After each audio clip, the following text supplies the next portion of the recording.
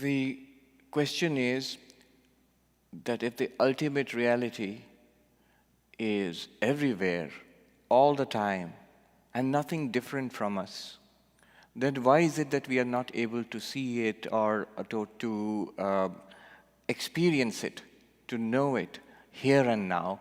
If it is there everywhere, it should be here. If it is there all the time, eternal, it should be now. And if we are told that it is our Buddha nature, always there, not to be developed, not to be grown, not to be produced, but rather to be uncovered, to be discovered, our own Shiva nature, our nature as Brahman, the ultimate reality, as being, awareness, bliss, why should we not be able to uncover it, discover it now, and get the benefits straight away? Why should it take 10, 20, 30, 40 years of sitting and watching the breath, or repeating a mantra for 50 years? So, Advaita Vedanta says, yes, it is always there, always available, in fact, always revealed also. Not really covered. The only covering, we say covering of Maya, we often do a disservice to ourselves when we talk about the covering of Maya as if it's some kind of extraordinary, subtle, mystical covering. It is just that we do not know and we make a mistake. It's we do not know and we make a mistake. Do not know, in Sanskrit, ajnana. And the mistake is called adhyasa, or superimposition. We do not know our real nature as awareness. Somehow it is obscured. We do not know it as awareness, and then we make a mistake. The appearances in awareness we take to be ourselves. There is a subject which appears, a body-mind, a mind sensory system working through a body. We take it to be ourselves, naturally. And there is a world of objects out there with which we interact, and thus samsara goes on. That's what's been happening all the time. And yet, the underlying awareness, the background awareness, this open clarity, this luminousness, which is us, to which everything is revealed, that is not so difficult to find. It is in fact revealed in every experience. In fact, no experience is possible without it. No experience is possible without it. Since it is not an object, and we are most familiar in knowing objects. What we see are objects, what we hear are objects, what we smell, taste, touch are objects. What we think about are also objects. Even the thoughts themselves are objects. So we are most familiar with objects. The only problem, the reason why our nature as awareness, luminosity, the Atman, is hidden from us, the only problem is it's not an object. That's the only reason. We all know the story of the 10 persons who crossed a river. By now we are familiar with it. And so they thought that one of them had drowned in the river. And when they counted, they found only 9. Because each person who counted left himself out. He was counting 1, 2, 3, 4, 5, 6, 7, 8, 9. Where is the 10th person? Oh, 10th person is drowned. See, the existence of the 10th person is hidden. And then the mistake comes. Oh, 10th person is drowned. Mistake depends upon ignorance. The mistake. What is the mistake? 10th person is drowned. Why does it come? Ignorance. Ignorance about what? Existence of the 10th person. Why is the existence of the 10th person such a mystery? Why is it such a mystery? It's actually a very beautiful parable. Why is it such a mystery? Because all the other 9 1, 2, 3, 4, 5, 6, 7, 8, 9 are objects for the counter. And the 10th person is the subject himself. And so it's very easy to miss. It is very logical to think. There are 9 objects. So I'm looking for the 10th person. I have found 9 out there as objects. The 10th person should also be an object somewhere there. Can't see, hence drowned. But I am the 10th person, quite different from these objects. That luminosity, that consciousness, it's not an object. So the way to find it, this also gives us a clue, the way to find it. It's hidden in plain sight. Only thing is, it's hidden not as an object. It's hidden because it's the pure subject. The way to find it is then, look at all the objects which we think we are and eliminate them to see clearly that we are not them.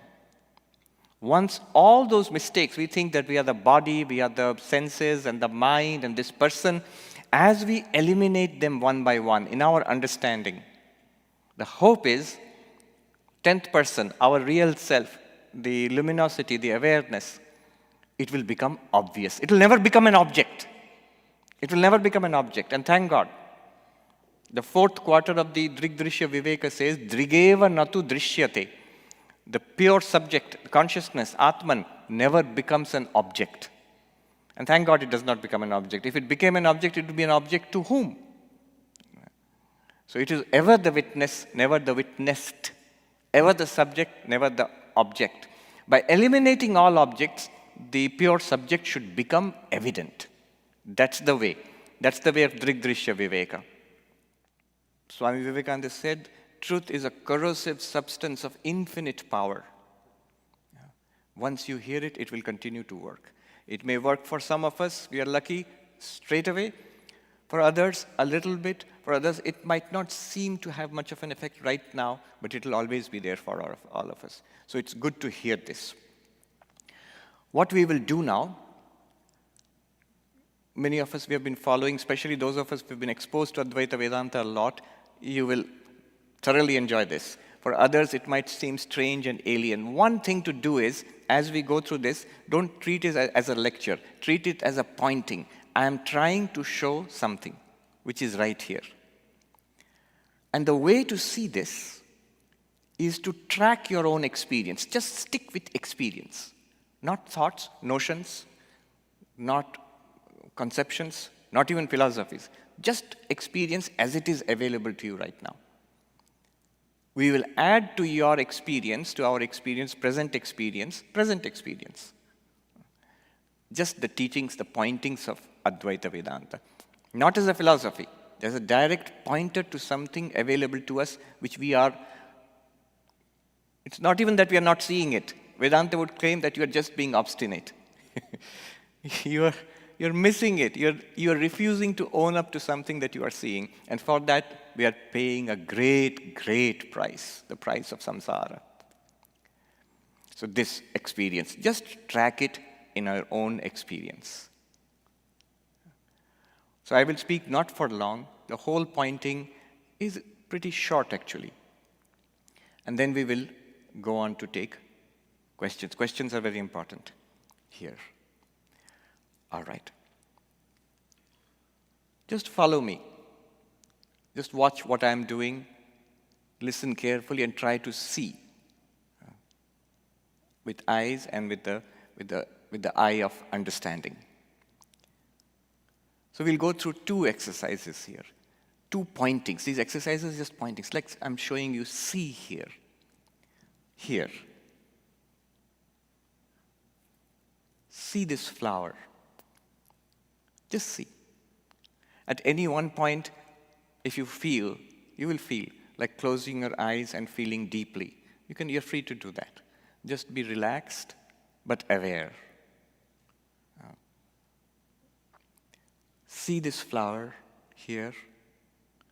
Look at the yellow color of this flower. Notice one thing.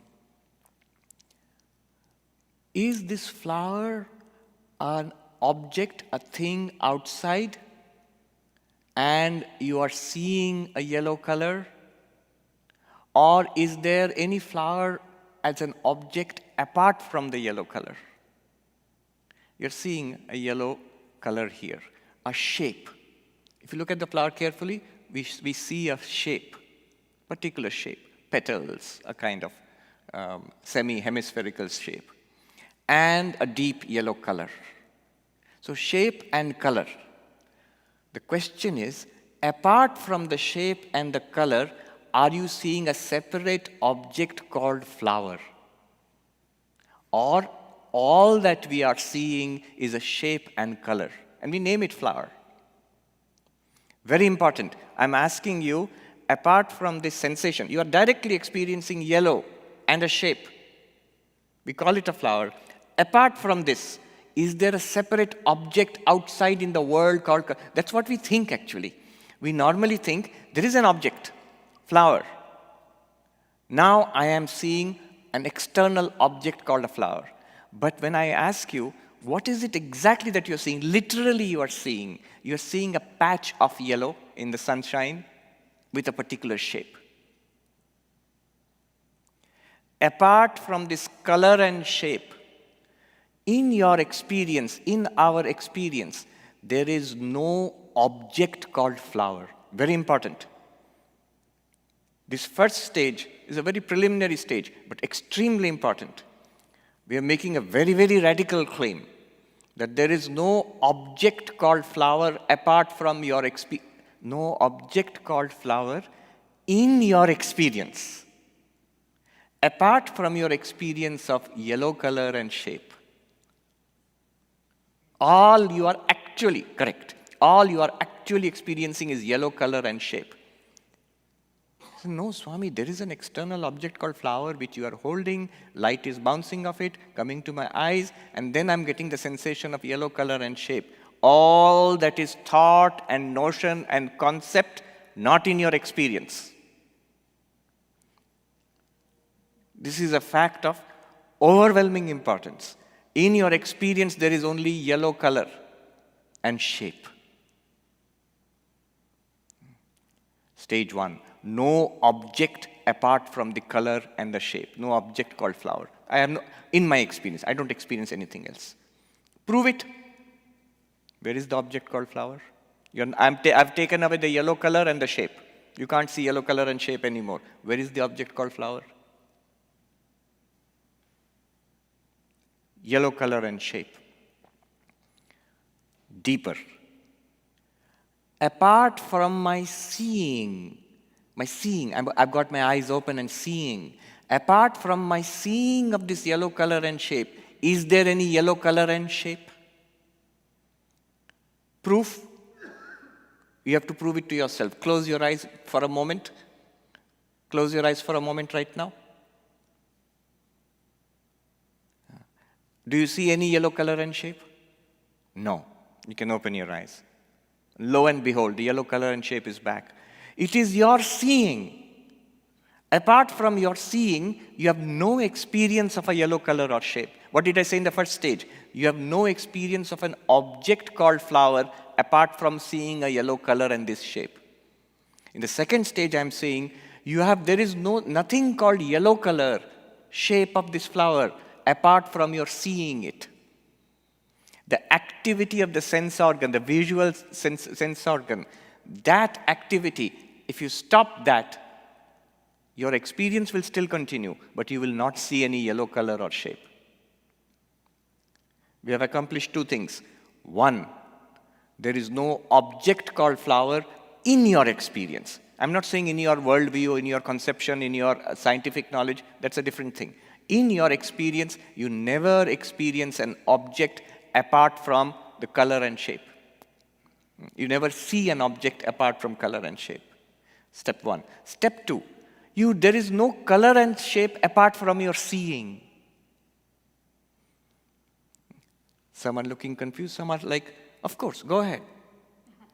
It's a most simple fact. I'm just appealing to our continuous experience. If you don't see the yellow color and shape, There is no separate thing called yellow color and shape. It's only you're seeing it.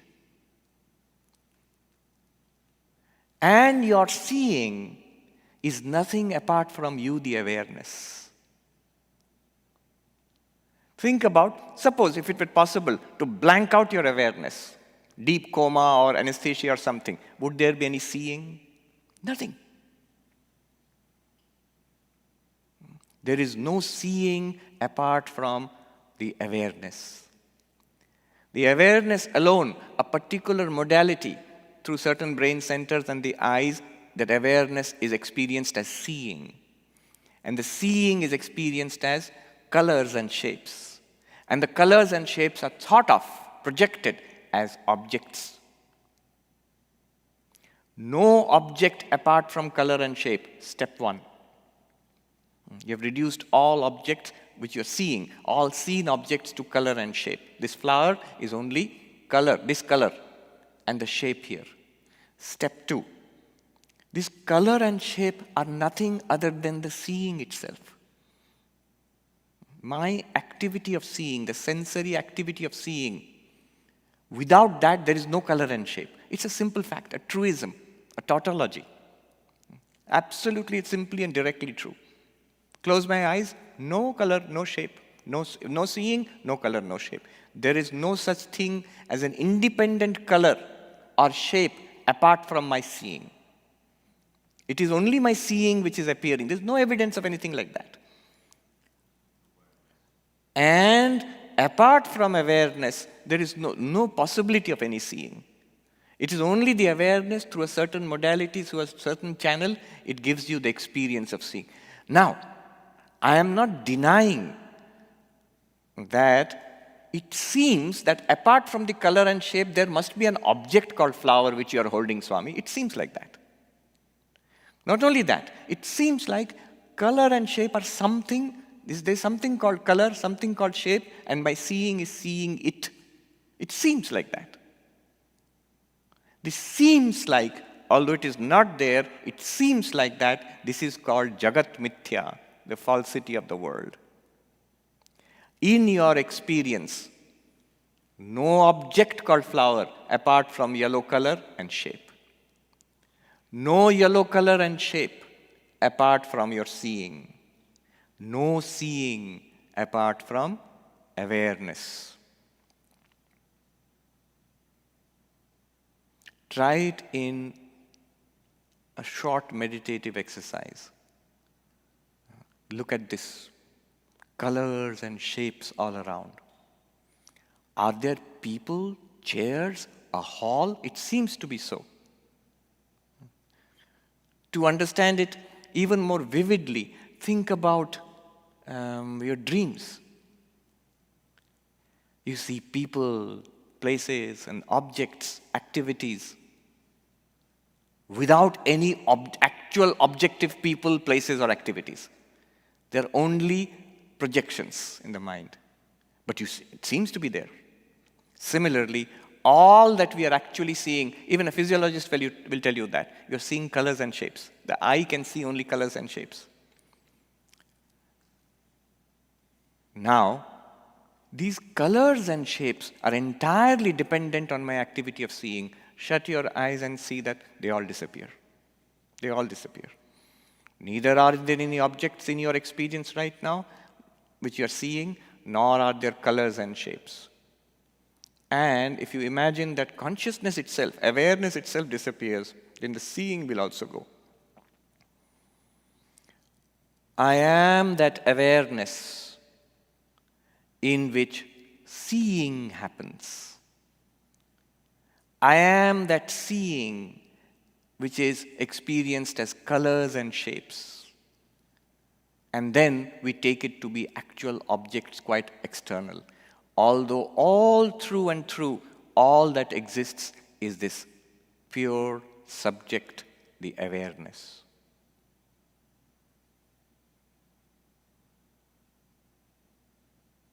Second experiment.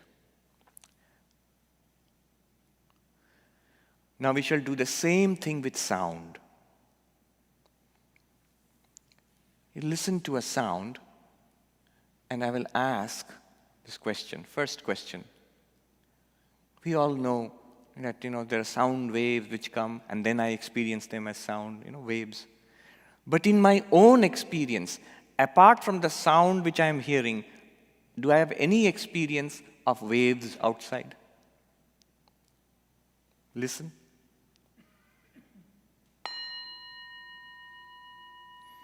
Gently close your eyes. This is done better with closed eyes. When you hear the sound,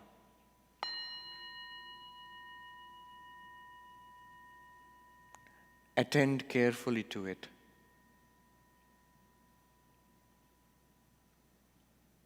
Is it not only a sound of particular timbre and tone and loudness and constantly decreasing volume and fading away? Apart from that experience of sound, is there any evidence of an object called sound outside it? A thing called sound? No. It was only sound. Once more.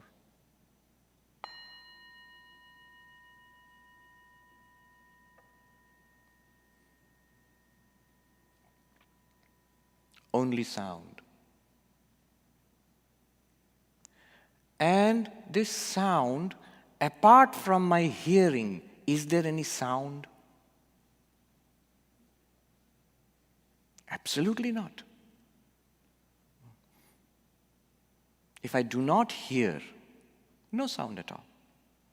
The sound is nothing but the activity of my sensory activity of hearing. And the sensory activity of hearing is nothing apart from I, the awareness. Let me repeat that. Sound. Experience it.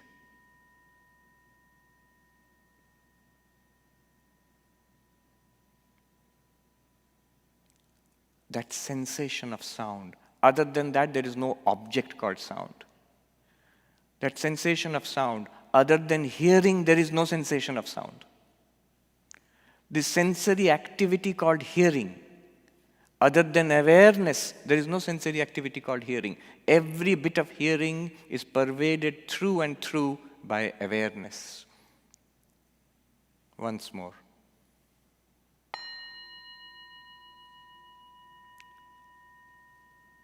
Sound, hearing, awareness.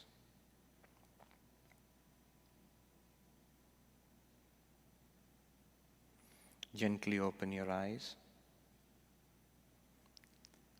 Let's do both of them together. Did you notice one thing?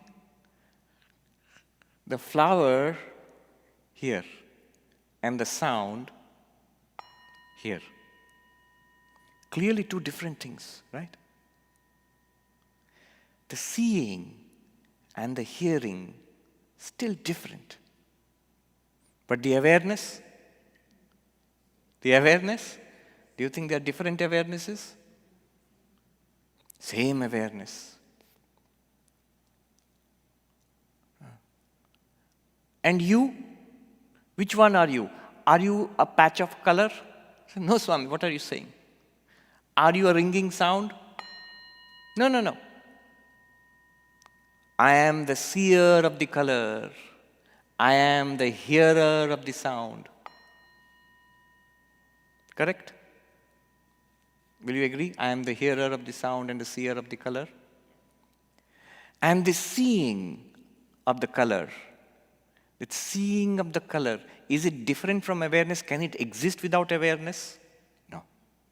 This hearing of the sound, is it different from awareness? Can it exist apart from the awareness? No. Even a little bit of it? Partly in awareness, partly outside. I'm hearing sound, little bit in awareness, little outside awareness. No, that's ridiculous. I'm seeing color, little bit is in my awareness, little bit outside my awareness, both I'm seeing. No. Whole thing of seeing and hearing are both in awareness. Then what am I? Am I the color? Am I the sound?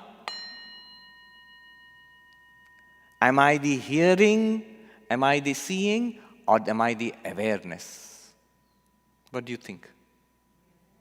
Awareness.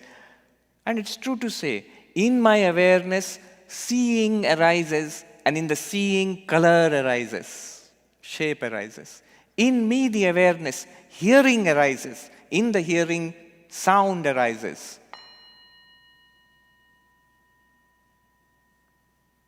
Sound has a beginning.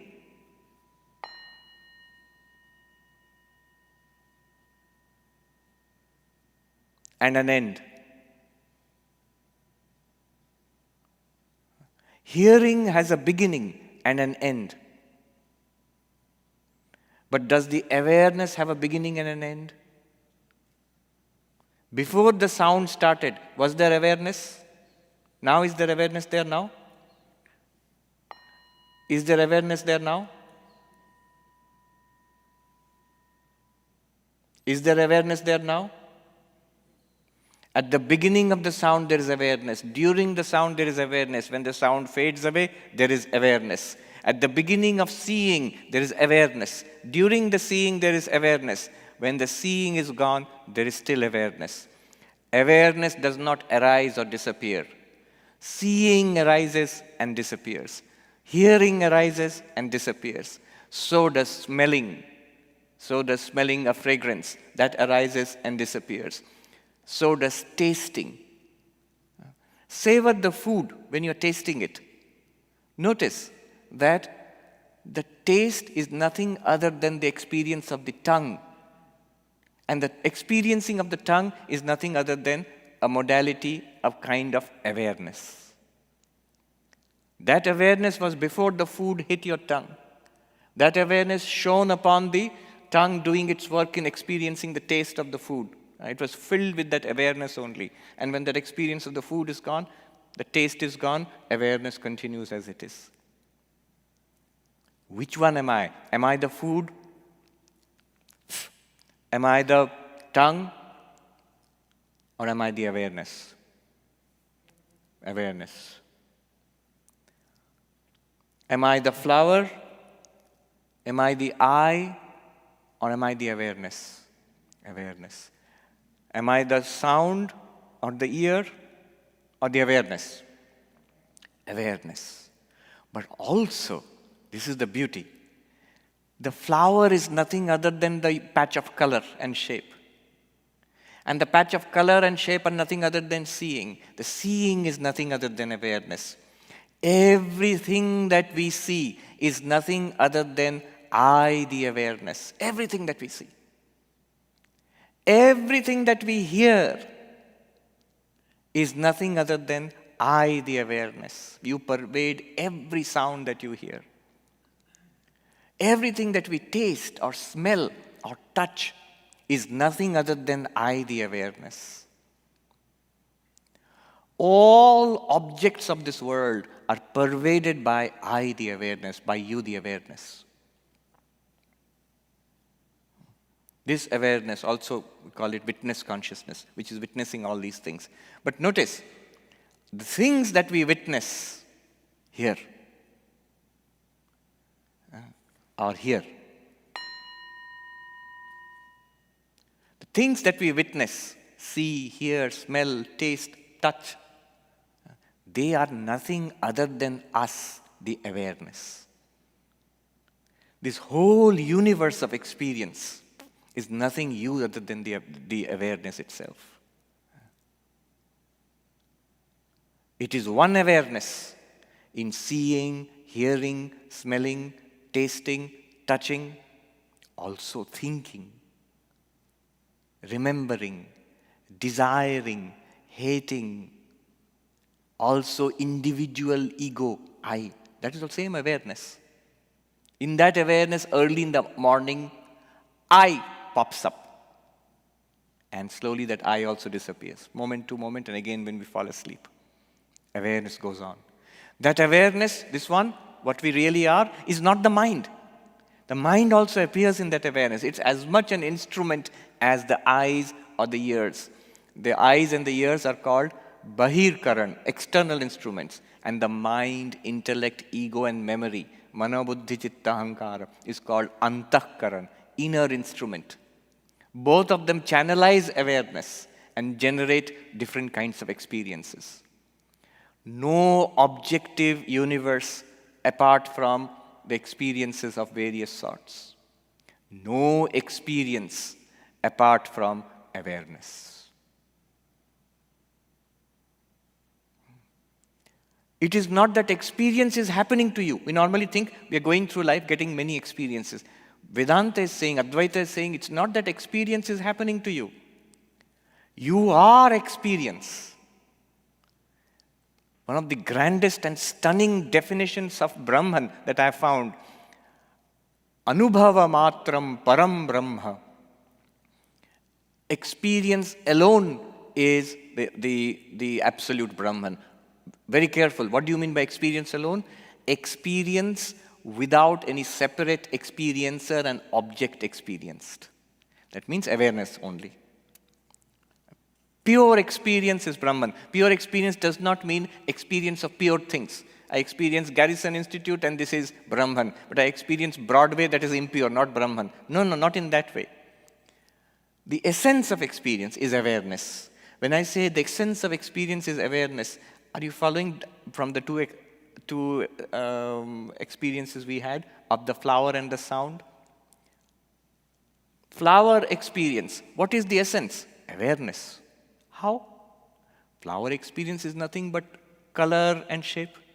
Color and shape are nothing but seeing, and seeing is nothing but awareness. Which part of seeing can be without awareness? Which part of this color and shape can be there without seeing? The entire universe is within us as experience, and experience is only awareness shining forth.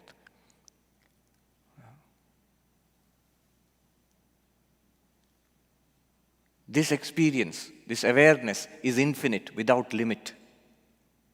So, no, Swami, that you are saying right now, but outside this wall, so there is a limit. You can't say everything is in your experience. What is the limit of vision? There, that wall. The wall there, up to there is a limit of vision. But awareness is not limited by the wall because I'm aware of an existence outside the wall. Garrison Institute. So, but that is also in the mind because I have seen it, I have memories of it. There is a vast, vast world out there which I have not seen, I have no memories, I do not know anything about it. How can you say, Swami, that is inside your awareness? That is in my awareness as the vast unknown. As you get entities, objects, places, and people from that vast unknown and bring it to my mind through books and news and all, it becomes known to my mind. As you bring them before my eyes, it becomes known to me as seeing or hearing or smelling or tasting or touching. In no case was it outside awareness. Awareness is vast, limitless. So, no, Swami, there is time. You were born at a certain date a few years ago. What about that? Before that was your awareness there? Before and after, past, present, and future. Are you aware of them, or is past, present, and future aware of you? Are you aware? By the way, I'm aware of the time, don't worry. Are you aware of this, or is this aware of you? You are aware of this. This exists in your awareness. Time exists in your awareness. Even the idea, there was a time before when I was not born, this body was not there, mind was not functioning and all of that. This whole thing is also in my awareness only. Take a stand as awareness. In I, the awareness. What is the relationship between this vast awareness, limitless awareness, and you? I and this awareness are one and the same. I and this awareness are one and the same.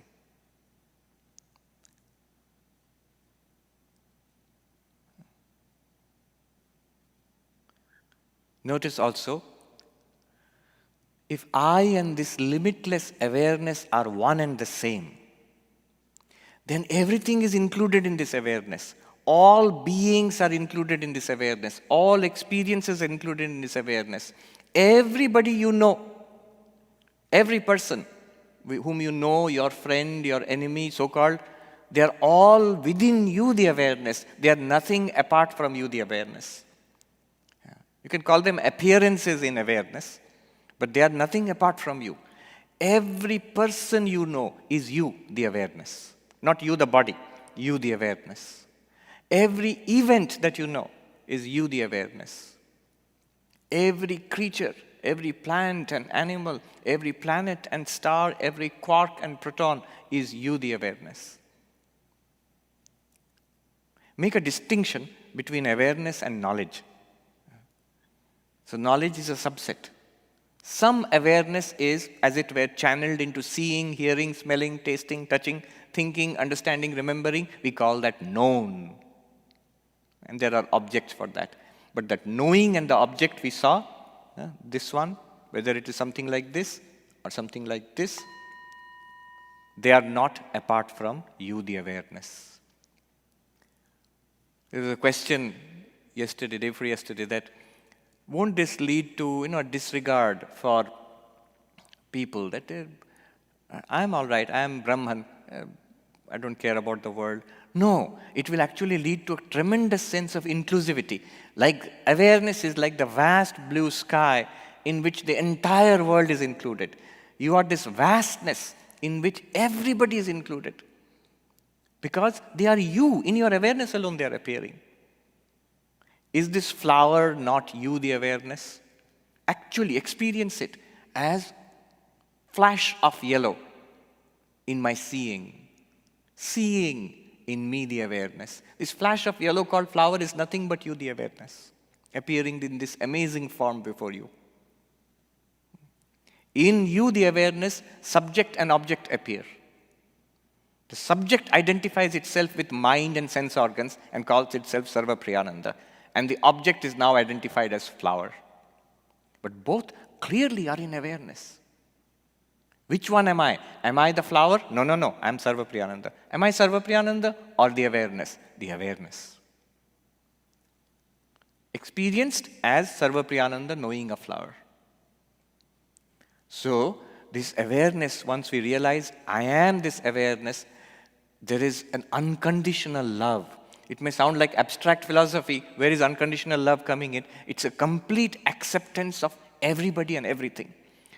If it appears in awareness, it cannot be different from you. It must be you. The worst of events, the best of possibilities, happenings, good people, bad people, pleasant, unpleasant, they are nothing other than us, the awareness. This vastness, this is the meaning of Aham Brahmasmi. I, the limitless awareness, in which arises seeing, in which arises so-called flower. I, the limitless awareness, in which arises hearing, in which arises so-called sound. Our usual way of thinking is, there is a sound, and I am awareness, and I am contacting the sound somehow and experiencing it. That's our way of thinking. So separate world, separate awareness, coming in contact, experiencing it. But if you follow your experience, you will see that they are not separate at all. There is no evidence of a separate world apart from awareness. It is in awareness. The stuff of this universe is awareness. Not that there's an awareness out there. Not that if you pound this table hard enough, you'll reduce it into wood chips and wood chips into wood dust and that into awareness. No. It is an appearance in awareness. In that sense, it is awareness. I am that awareness. That is the meaning of Aham Brahmasmi. Aham, I, this consciousness. Brahman, literally the word Brahman means vastness. Awareness, vastness. That's the direct English translation of Aham Brahmasmi. Tattvamasi, the great Mahavakya of the Chandogya Upanishad, that thou art, that awareness thou art. Which one are you? The flower? No, Swami. The seeing of the flower? No, Swami. The awareness in which seeing and flower are arising? Yes. That thou art. Tattvamasi. Prajnanam Brahma. Direct. Awareness is Brahman. You see? Awareness is Brahman. Prajnanam Brahma. Am Atma Brahma, the great Mahavakya from the Mandukya Upanishad. Am Atma Brahma. This very self. What is this self? Awareness. Brahman is infinite, unlimited. Now you will see, I'll make one more comment and stop. You will see,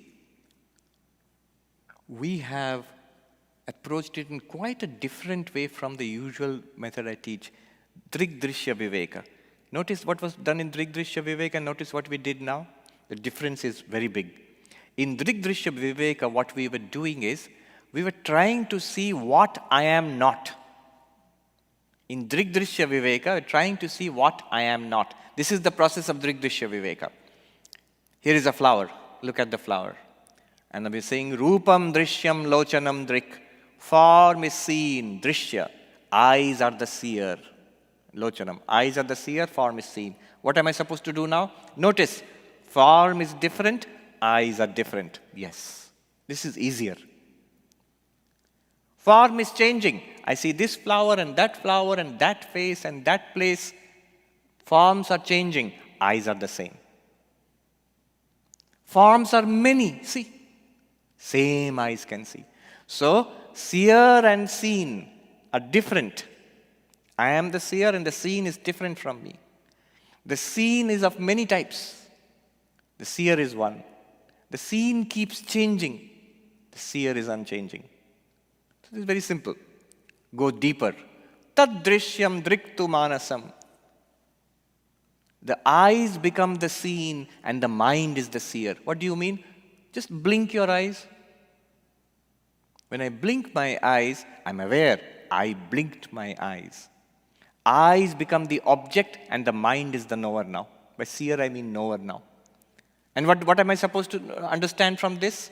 The seer and the seen are different. Is the mind and the eyes, are they different? Yes. The mind is the same, but which sees different sense organs. The mind is relatively unchanging. The sense organs are changing in many varied ways. Seer is one, seen are many. Seer and seen are different. Seer is unchanging, the seen are changing. Go further. Mind itself. Are we aware of the mind? Yes. Drishyadhivrittaya sakshi. I am the witness of my own mind. Thoughts, feelings, emotions, ideas, memories, even the ego comes and goes. And I'm experiencing it. Who experiences the awareness? The seer and seen must be different. The awareness must be different from the mind. I, the awareness, and the witness of the mind. So, the mind is not different, is different from me. And the seer, the awareness, never becomes an object. Drigeva natu drishyate. The pure consciousness never becomes an object. So it can never be different from me. I am it. This was the process of Drigdrishya Viveka. What did I do? I am not the flower. I am not the eyes. Let's do it this way.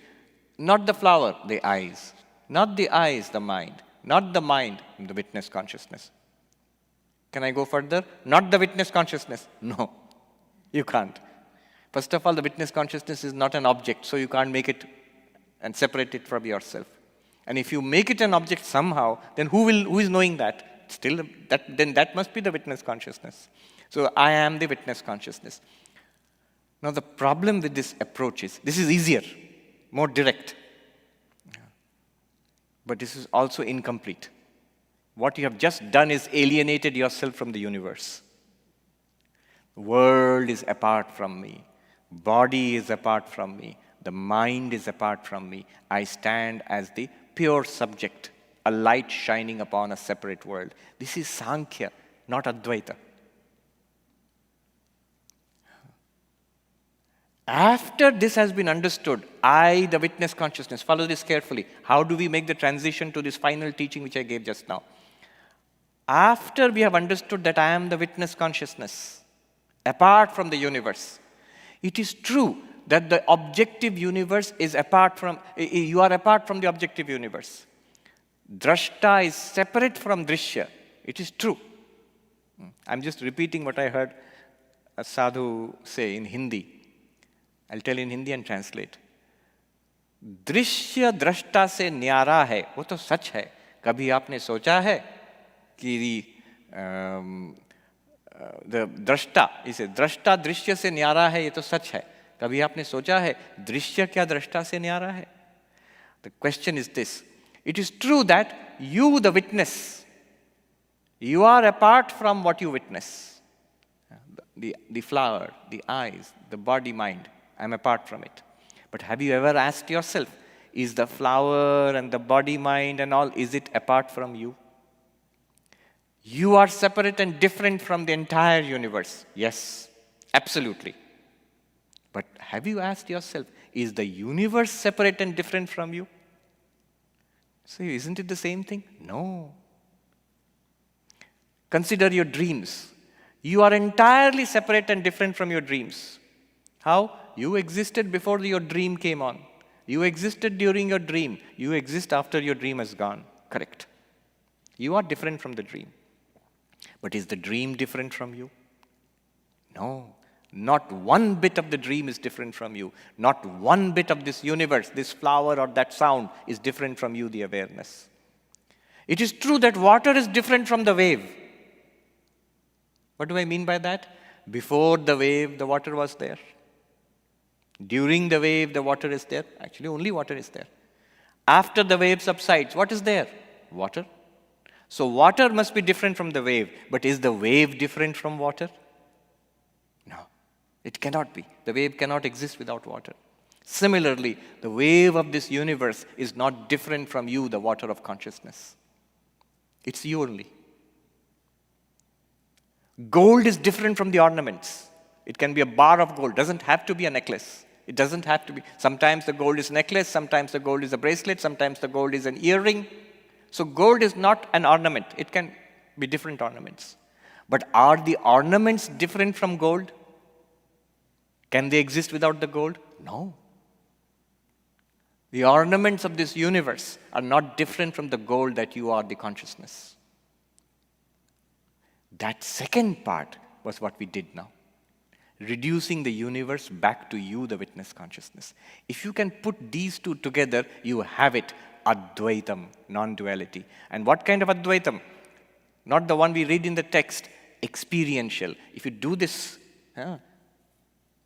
patch of color, no flower apart from that patch of color and shape. No patch of color and shape apart from seeing. No seeing apart from awareness. All things seen are nothing other than I, the awareness. All things heard are nothing apart from I, the awareness. So also all things smelt, tasted, touched, thought, understood, loved, hated, desired. All of those things are nothing apart from I, the awareness. Non-duality, nothing apart, no second reality, no second, non-dual, Advaitam. What is Advaitam? You are Advaitam. You are non-dual. You are this non-dual consciousness. All the time available to us. All you need to do is claim it, notice it. It is so. What practice is necessary? Nothing. No practice. Just like going to the Garrison Institute does not mean that you have to get up and go somewhere actually. You just have to know this is the Garrison Institute. This is Brahman. This is what we are. Choicelessly so. And completely, safely, securely so. Look at the result of this. Old age, disease, death, of the appearance called the body, before and during and after, I am. No old age, disease or death for me, the awareness. Depression, unhappiness, misery, of the appearance called the mind. Happy feeling, no, nothing more than like seeing a patch of nice color, like a nice flower. Nothing apart from me, the consciousness. Happy feeling, nothing apart from me, the consciousness. Miserable feeling, like seeing some piece of rotten or some dirty thing, if you see on the ground, it's an appearance, a patch of color and shape. Similarly, a miserable thought, a painful experience in the mind, disappointment, nothing other than a patch, in an appearance in me, the consciousness, not affected me at all. Neither life affects me, nor death affects me. Beyond birth, life, or death, am I the awareness. But birth, life, and death are not apart from me, the awareness. They appear in me. I am immortal. I am free. I am immortal and free. I am all-inclusive, and therefore unconditional love for all. I am vast and transcendent like the sky, but also immanent in and through everything. Not as slogans, not as rhetoric, directly available now. This is the nature of awareness. This is the real witness consciousness. Now, this is not a practice. If you have understood, if you have followed what was going on, it is not actually a practice. It is a direct pointing to the ever-existing reality. If we wanted truly awaken into Brahma-jnana, Am Brahmasmi, if we truly awaken into Am Brahma-jnana, what will happen is, this is exactly what we'll recognize. If you can stay here, then this is the state of a Jivan Mukta. You know what is the Jivan Mukta? If we are beginning to get what is being said here, imagine this being your natural state, all the time, effortlessly. That is a Jivan Mukta. Freed while living. It is all the time actually our natural state. It is a strange thing called a confusion created, call it Maya or whatever, or the play of Shiva, that we feel it is something incredible that I have to attain. So actually, this is not a meditation exercise. It's a simple statement of fact. One day a shift will come. Right now it feels like a meditation exercise. To whom does it feel like a meditation exercise? To the thinking mind.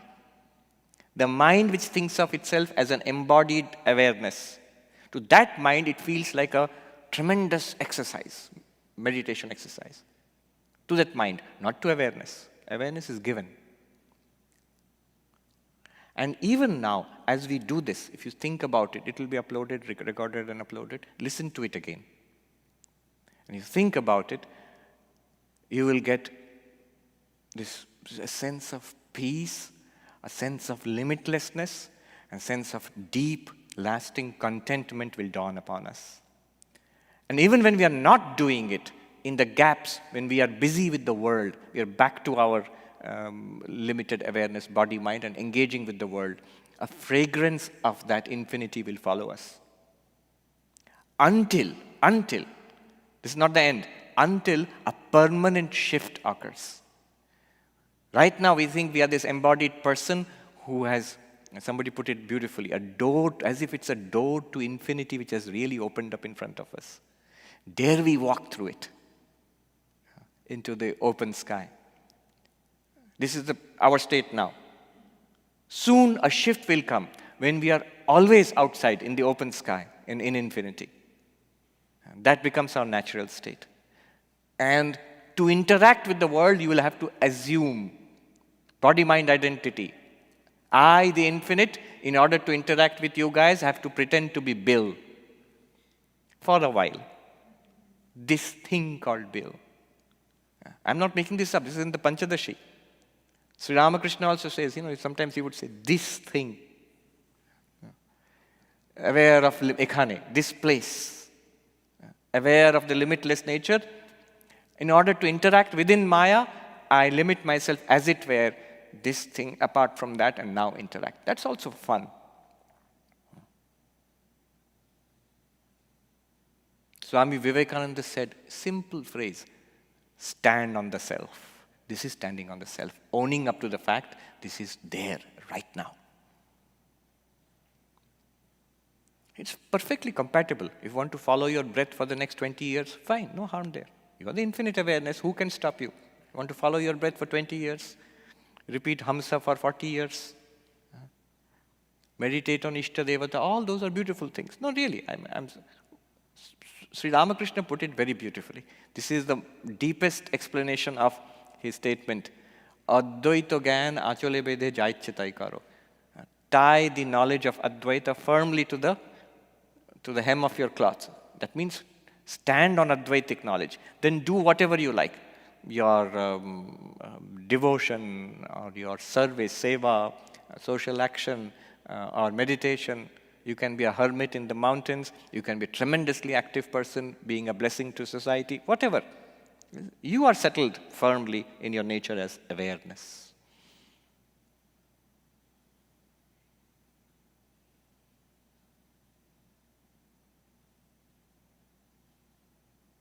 Try to do one thing. I am awareness, and everything is an appearance in me. The moment you give physical reality to the world outside, I'll repeat, the moment you give physical reality to the world, there's an external real world outside. You know what will happen? You will immediately be the body. The body will also become real. And then awareness will become an embodied, a feature of this body. Then you will think, okay, how is the brain producing awareness? Hard problem of consciousness. The philosopher Gallen said, there is no hard problem of consciousness. Awareness is ever directly available to us. In awareness, matter, body, brain appear. And we have somehow thought matter, body, brain are primary. How is this brain now generating awareness? Hard problem. He said, consciousness is not the hard problem. The hard problem is matter. Why is this appearance coming in awareness? That is the hard problem. All right, we'll stop here. One way is to explore this with questions. Let us see. Do we have questions from the Zoom audience? Please tell us some questions.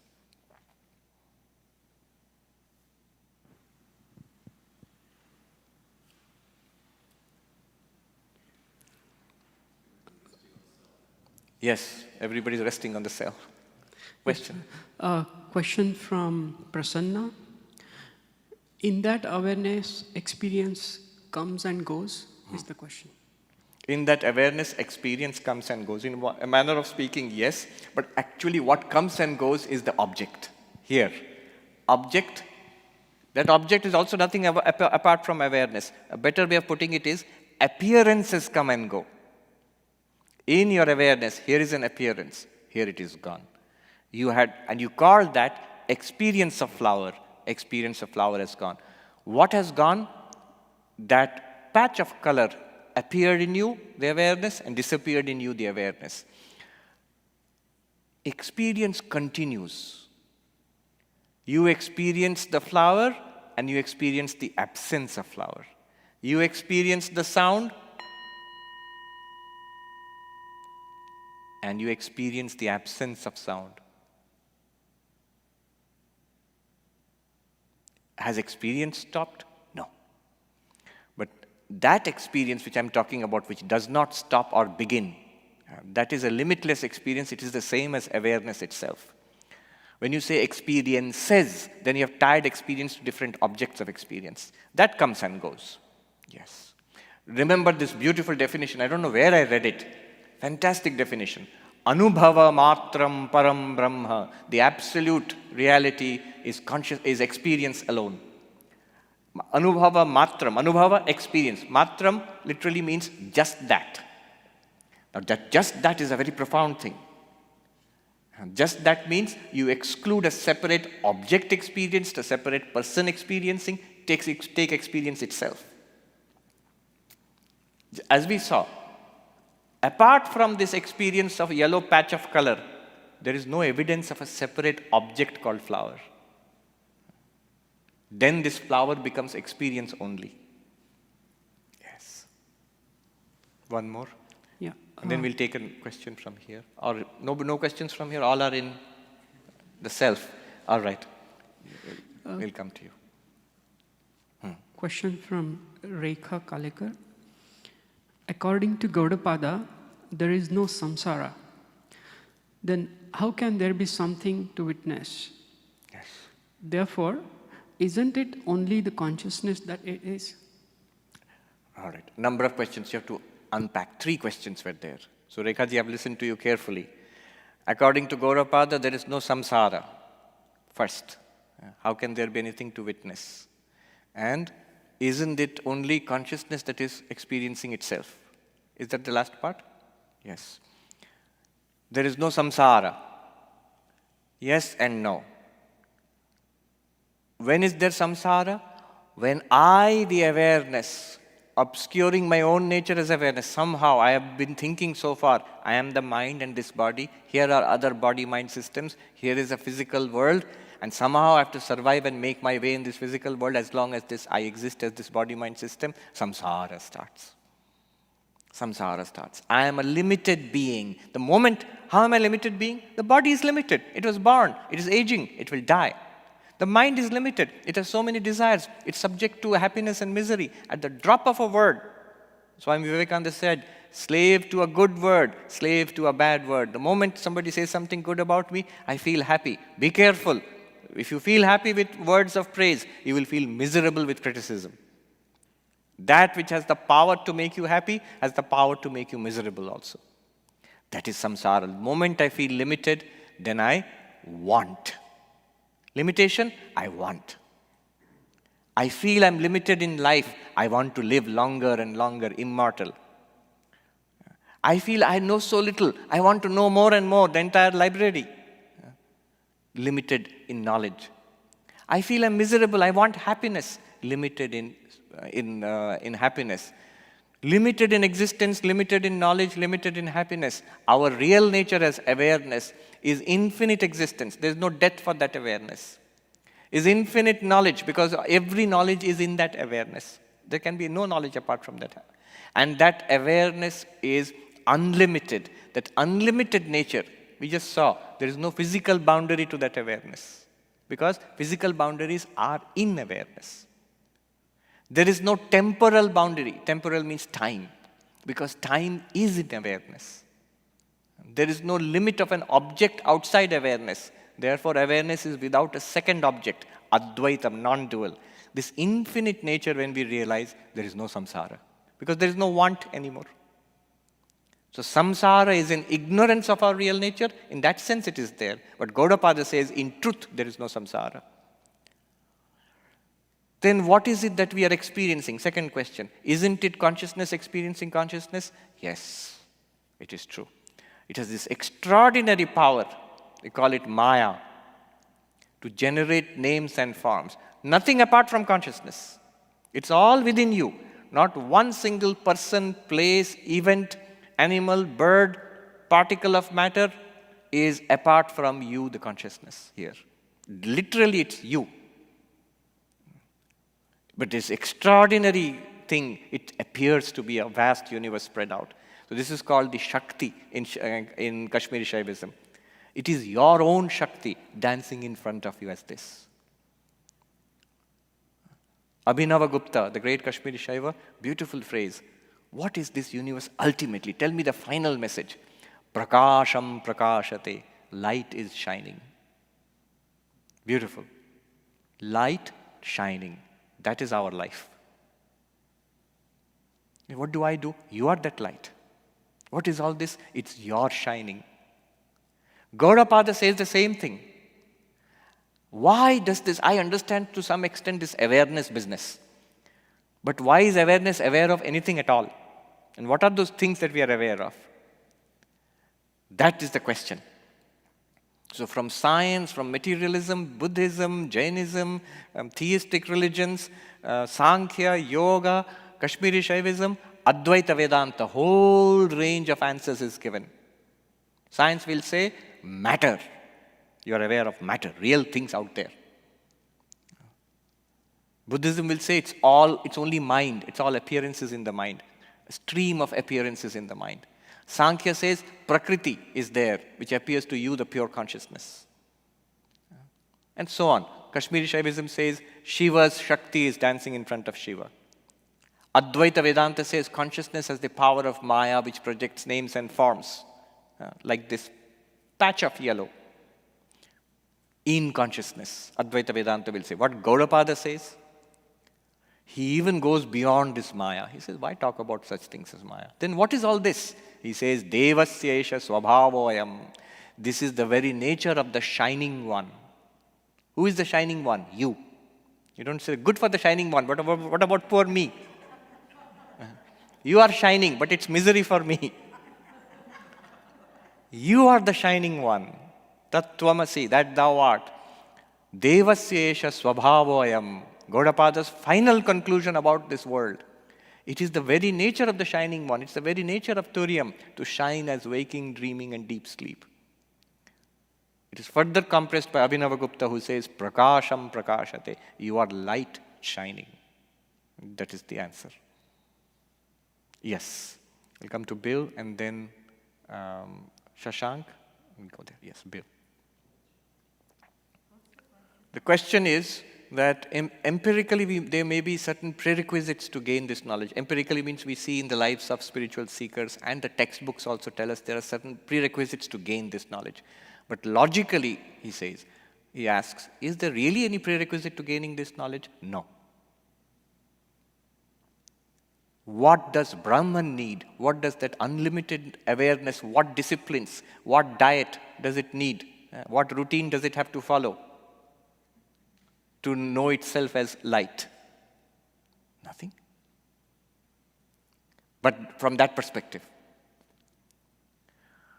But notice also, all these spiritual disciplines actually become much easier when you stand as awareness.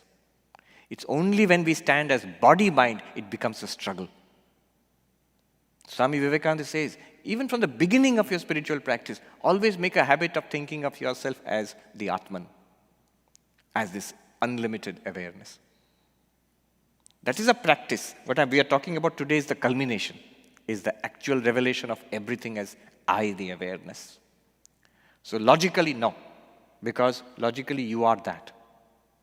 But it's a game, the Kashmiri Shaivas have put it nicely, it's a game that Shiva plays. Shiva wants to be a worldly person trapped in samsara and misery and wailing and weeping. Then Shiva wants to be a spiritual seeker for many lifetimes, seeking and seeking. Then Shiva wants to be an enlightened Shiva yogi. And then finally Shiva all over again.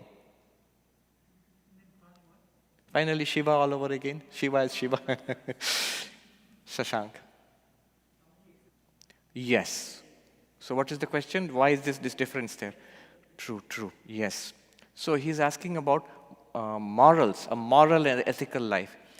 The question was, in the intellectual world, there are very intelligent scientists, philosophers, who may be morally delinquent, and yet they come to some deep understanding of science and mathematics.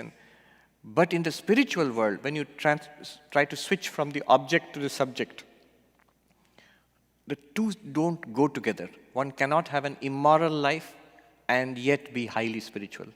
One cannot have an immoral life and yet realize oneself as Brahman. Why not? Do you see the question?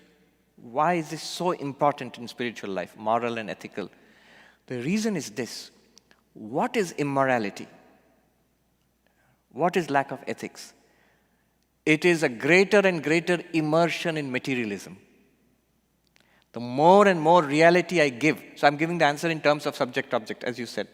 The more and more reality that I give to that material object in front of me, then the more it has the power to tempt me or terrify me. Fear and temptation, this is samsara. And the more I think of myself as a material being, the more I need these things, or the more I'm scared of these things. Nobody does unethical acts, immoral acts, out of pure unselfishness. I'm stealing as my practice of karma yoga. No. My daily practice of karma yoga is to chase and beat these unfortunate people. No. It is because of arrogance and greed or fear and anger, all derived from a deep materiality. I am body-mind. As I said this little while ago, the moment you make this world an external hard reality, you become a body, not awareness. Awareness will be there, you will be a body with awareness. Awareness is as simple as thinking that the flower really exists outside me. Moment you say flower exists outside me, what is this? A real, separate, existing flower. What are you then? Body. Because really, if you are a body, then the flower exists outside you. This is a body as much as you are a body. Then starts samsara. Now, in that material world, a kind of intelligence will work. You can discover truths of science. One can be a very intelligent economist, philosopher, so on and so forth. But to realize oneself as the pure witness consciousness, one must step away from that materiality. And there, I'm giving a very philosophical answer to your question. There, a rigorous course of ethics and morals is necessary. Notice, ethics and morals is basically curbing our materiality. It is saying no to many things. Yesterday, we were talking about how anger is a special kind of problem with its unique properties, and the object of anger is something different. Lust, a special kind of problem with its unique properties. Object of lust is different. Greed, a special kind of problem with its own object. But lack of anger, absence of anger, non-violence, absence of greed, absence of lust, they are all of one form only, peace. So, ethics and morals are foundational. They're foundational for civilization, let alone the highest product of civilization, which is spirituality. Yeah. Yes. Jim. Then we'll come back to you. Pradibha was there. Jim and Pradibha, and then we'll come back to you. Yes. So the question was, Jim's question is, if you really establish yourself in this awareness, I will not even, he said concept of awareness, but it's not even a concept. As this is a reality, more real than this, not a concept. Will you say this flower is a concept? No. You say it's real. If this is real, then awareness is more real than this. To awareness, this flower is a concept. It's an appearance. An appearance is a concept only.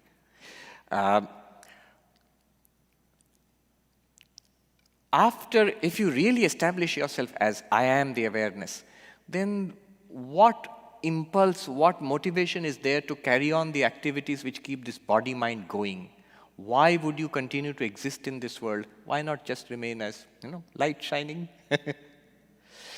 But that presupposes one thing. I am not the body, but I have the responsibility of keeping this body alive and feeding it and holding a job and paying taxes. So I have just stepped away from the body only. No, all of that, I am not. And if I'm not all of that, there is another power which keeps this going. Actually, it is a false ego which thinks I am responsible for this body-mind, at least this body-mind, and I keep things going. No, we don't. The Gita says, Prakrityeva karmani kriyamanani sarvasha yapashyati tathatmanam akartaram sapashyati.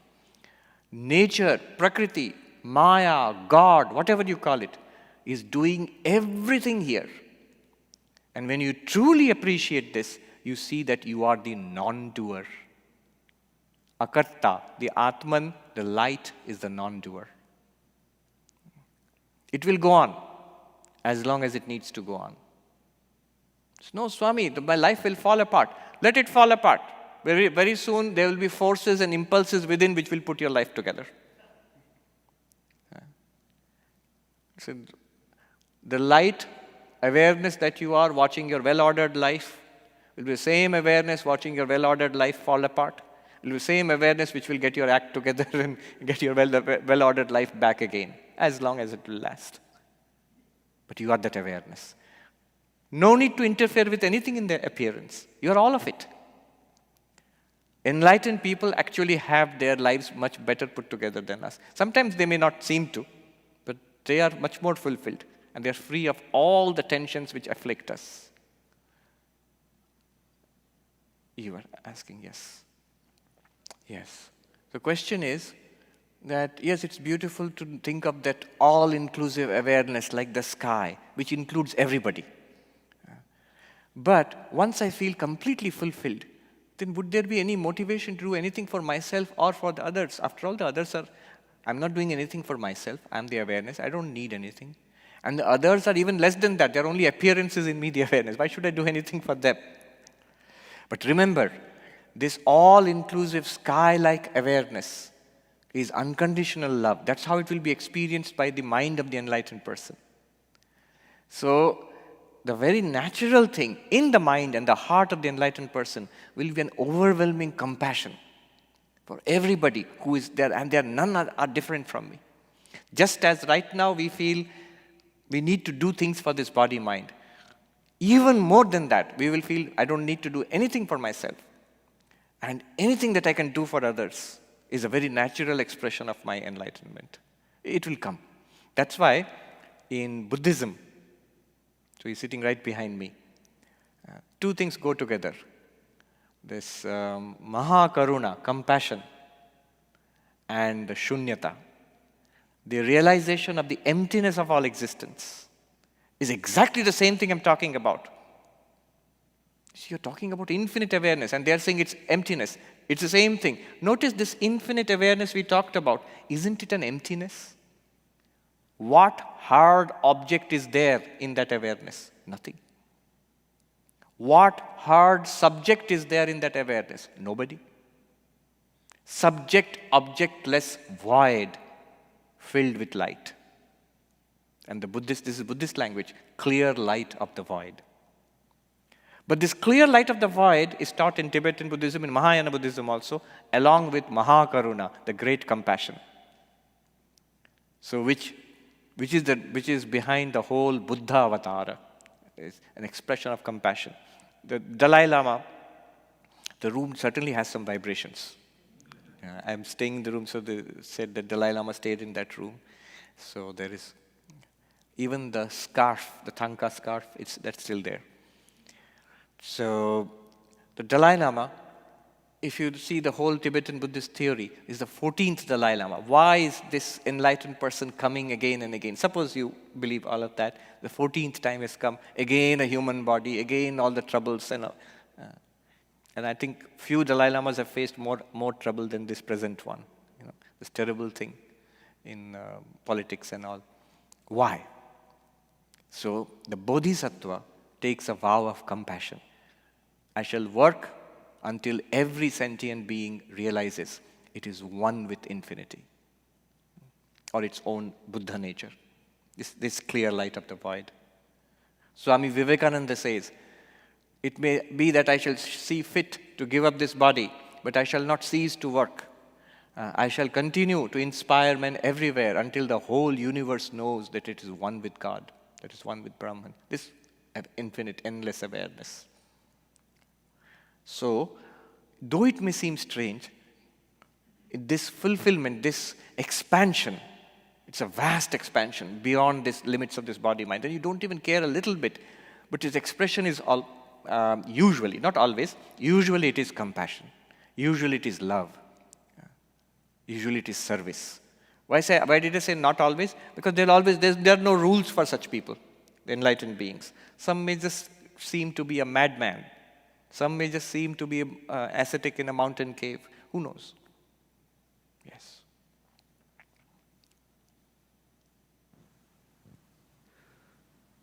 This question is from Anandiji. Pranam Swamiji, you had once explained how Holy Mother transitioned between Paramarthika and Vyavaharika levels. Please, could you give us some pointers on that? Transition between Paramarthika and Vyavaharika. From this perspective, no need. The Vyavaharika, transactional, empirical, is actually collapsed into the Paramarthika. Everything is Paramarthika, everything is absolute for you. Even when you are walking and talking and working and helping, eating. How can eating be absolute reality? Isn't it that, yes, let me keep the awareness aside for the time being and take care of the rice and the dal and then put it into my mouth. How can I do that if I'm always light shining? But what do you chant? Brahmarpanam brahmavi brahmagno brahmanahutam brahmevate nagantavyam brahmakarma samadhina. Don't worry, I know lunch is right there. If you feel hungry, we are conditioned like Pavlov's dogs, ring of the bell with the chant of the mantra. What does that mean? We chant it. So it is from the Vedic sacrifice. Arpana is the wooden spoon, the ladle with which ghee offerings were given into the fire, accompanied by the chanting of mantras. The whole thing is now a ritual. The common Vedic ritual of ancient Vedic Indians is now spiritualized. Brahmarpanam, The ladle is Brahman, infinite. In our language, infinite light, infinite awareness. Brahma Havi, the ghee is not ghee. Shankaracharya's commentary, I recommend that you read. He says, it's not a ladle, it is infinite light. It is not ghee, it is infinite light. Brahma Havi. Brahma Agno, into the fire of Brahman. It is not fire. Shankaracharya says, it is infinite light. It is Brahman. Brahman means infinity. And what kind of infinity? This awareness we are talking about. This infinite awareness, infinite light. Who is doing it? The priest. Not a priest. Infinite light. Brahmaiva tena gantavyam. They alone will attain, realize themselves as infinite light. Brahma karma samadhina. Who see this infinite light in activities, vyavaharika. In all mundane activities. Not just meditation, not just retreat. In administration, in driving, in cooking, in study, in service, in politics, in war, in the battlefield of Kurukshetra, who see light and only infinite light. They alone will attain to that infinite. They will realize themselves as infinite light. Yes. So the highest perspective is, the Holy Mother actually does not make a distinction. For her, her entire focus is Sri Ramakrishna, that infinite light. And she sees everybody else, she says, I see it is Sri Ramakrishna alone in the form of all these beings, and he alone is suffering. Who is suffering? The Lord alone is suffering in all these beings. And so I must worship the Lord. And here she does it with food offerings and mantras. There she does it with diksha and advice and blessings and love. Same thing. Yeah. As long as we make a distinction between paramarthika and vyavaharika, we are still, it is not complete yet. Next question. I'll come to you next. Next question comes from Shobhaji. Swamiji, is attention also one of the antakaranas, or is it called awareness in Advaita? Attention is the focusing of awareness through an effort in the antakarana. It actually takes an effort of the mind. It's like a narrow beam. So notice, we can shift our attention. We notice our attention shifting from thing to thing. When I say, look at this, what am I asking you to do? To attend to this. And that's an action. Where is this action? In awareness, there is no action. It's the action of the mind. So the mind focuses on this, and it is illuminated by the ever-present awareness. So awareness, attention is an activity of the mind, but it focuses awareness. In another sense, deeper sense, awareness is always attentive. Awareness is always attentive. To whatever is present, we may call it distraction, but that's also an appearance in awareness. Awareness is attending to that. Yeah. Awareness is always attentive.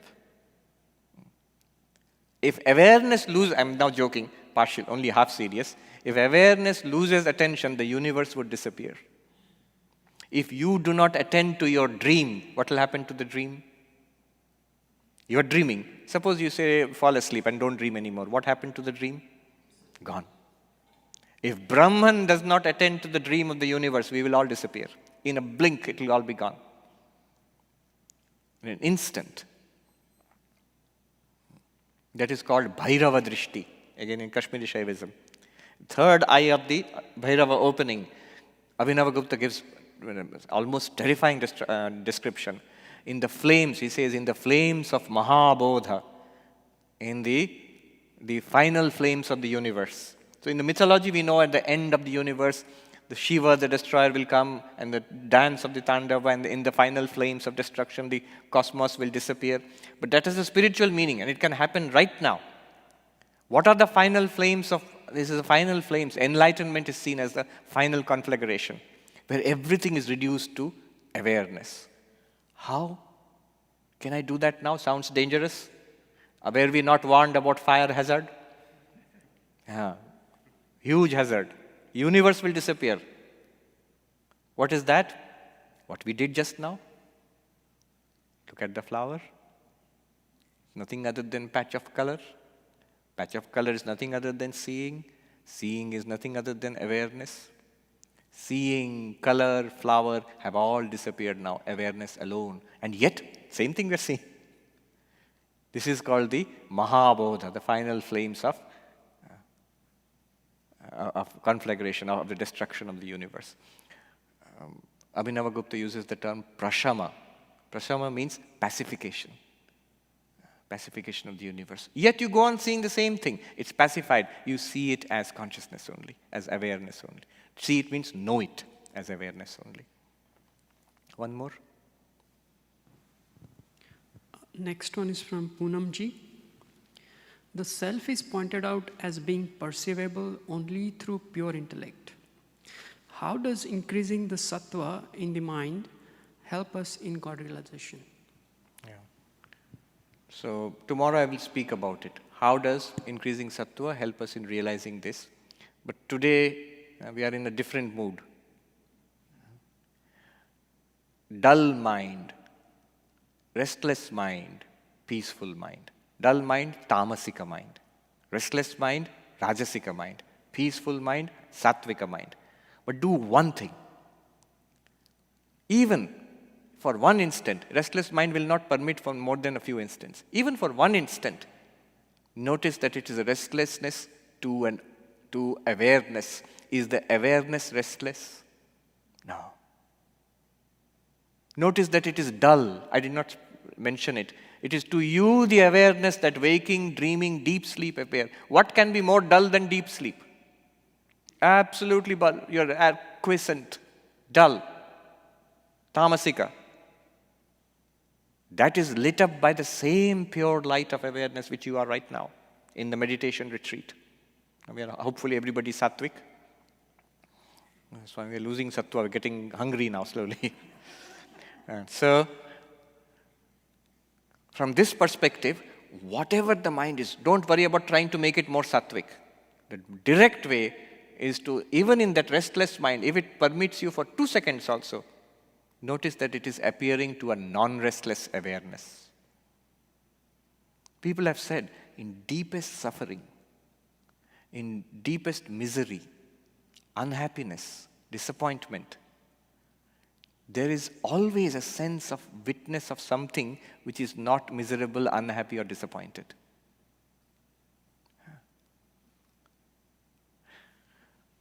Let me see if I can find it. Yesterday, somebody sent to me a piece of literature from the existentialist Albert Camus. I'm sure he was not speaking about Gaudapada or Advaita, but if I can find it, it's exactly relevant here.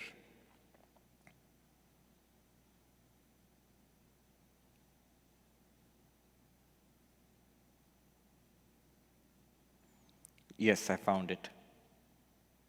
This is a quote from Albert Camus. In the midst of hate, I found there was within me an invincible love. In the midst of tears, I found there was within me an invincible smile. In the midst of chaos, I found there was within me an invincible calm. I realized through it all that in the midst of winter, I found there was within me an invincible summer. And that makes me happy.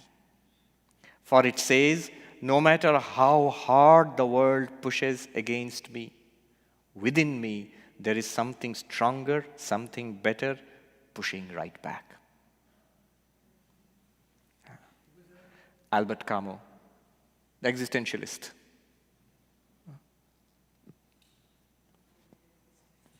Yeah. I'm sure he was not writing about Vedanta, but it's an instinct within us. Yes.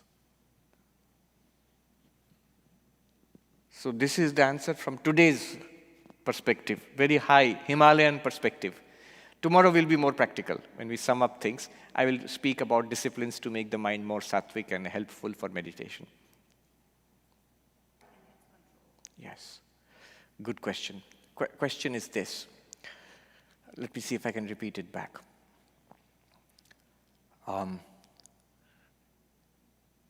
the Drigdrishya Viveka seems to be easier to separate the subject from the object. But in what we did today, reducing the object back into the subject. So for example, the yellow flower, we are supposed to see it as a patch and nothing other than the patch. There's no separate flower apart from the patch. And the patch has nothing apart from seeing, and the seeing has nothing apart from awareness. And the awareness seems to be choiceless because it's always there. And choicelessness also goes with lack of control, because choiceless means you don't choose this over that. And yet, I cannot make the yellow patch into a red patch. I cannot. It has appeared as a yellow patch, I must see it. When it appears as a red patch, I must see the red patch. When it appears as sound, I must hear the sound. I cannot convert the sound into a flower, flower into something else. All that degree of freedom is not there. In that case, you say, if that is so, yes, that is so. In that case, how can I say that these things do not have independent realities, seeing that they have their autonomy, their power, and their certain freedom, certain power over me, the ability to make me see this? Doesn't it show that there is a thing outside? Question, have I fairly done this? All right. Now, see. When we follow this up, these are some of the obscurations that come up. One is the obscuration of free will. Another is the obscuration of preference, of obscuration of control. Free will, preference, control, these are deeply associated with myself as a subject. Whether I have those powers or not, I would like to have them. I would like to have freedom to choose. I would like to have some control over things. And I have preferences, likes and dislikes. So with the preferences, I would like to exercise my control, my power to change things into from the less preferred to the more preferred and so on. This is the samsaric subject. It is called a pramata, a knower. Notice how the mind has crept into awareness. Free will. Nobody till now has been able to explain what exactly free will is, because philosophically it's deeply contradictory. From the perspective of science, which is hard determinism, there can be no free will. In religion, this only way it is reconciled is putting all free will in God's hands, and we surrender. Ultimate truth, Sri Ramakrishna also says, only God has free will. It is only the samsaric individual, I, the person, who have a sense of free will and a desire to exercise that free will. Where does the desire come from? A set of likes and dislikes. Where are those likes and dislikes? In the mind.